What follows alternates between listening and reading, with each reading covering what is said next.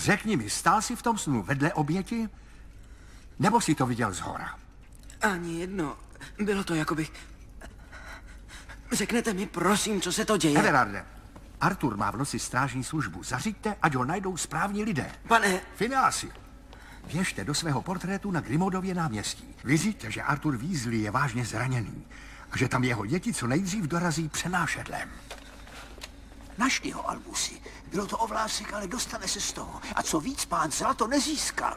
Ach, díky bohu, teď budeme muset...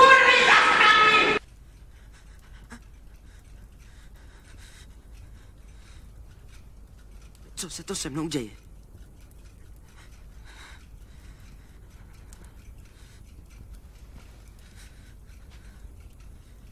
Volal jste mne, pane řediteli? Severusi, nemůžeme už čekat.